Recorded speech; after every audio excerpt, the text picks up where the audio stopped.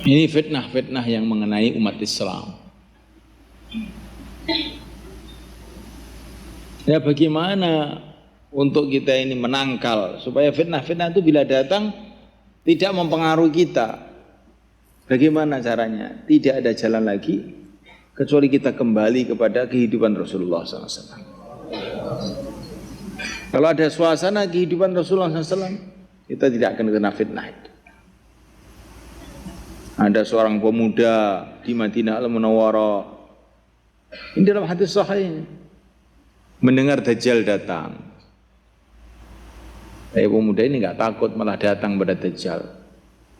Dilihat kok matanya cuma satu, persis di Bukhari ini. Saya yakin kalau kamu ini Dajjal. Dajjal marah, tangkap dia, katanya Dajjal kepada pasukan-pasukannya. Tengkurapkan dia, tengkurapkan. Gergaji dia, gergaji. Setelah gergaji, bangun, bangun lagi. Tapi dia tersenyum-senyum, saya tambah yakin sekarang.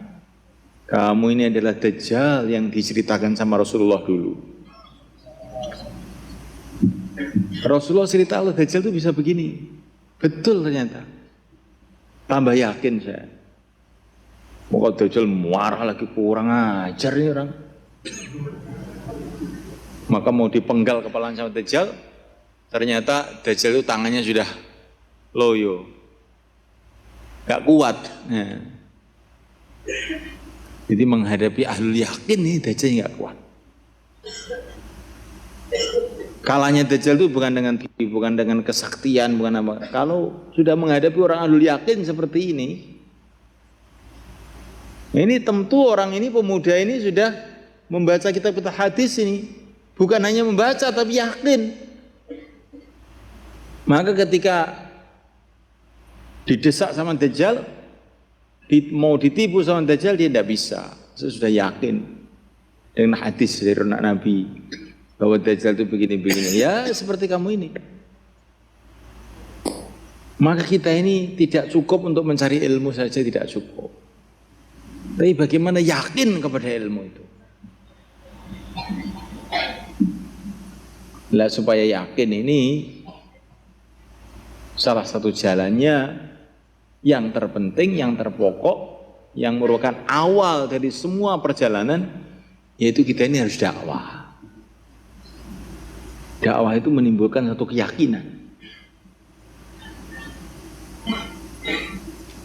Karena seluruh nabi diutus oleh Allah SWT untuk meluruskan keyakinan umat itu, pertama kali yang dibuat dakwah. Maka kita simpulkan untuk meluruskan yakin itu langkah pertama dakwah. Maka santri ini harus dakwah semua. Kalau tidak dakwah nanti tahu ilmu tapi yakinnya nggak ada. Itu seperti lampu, lampunya besar, listriknya nggak ada. Ini tetap gelap. Jadi pemuda dari Madinah tadi itu, kalau dia tidak yakin, dia punya dua perkara. Dia punya yakin, dia punya ilmu. Akhirnya ngadepi Dajjal dia, tambah mantep aja. Tapi mau dia punya ilmu tapi dia tidak punya yakin, Dajjal ih, gawat. Wis manut teh, golek selamat.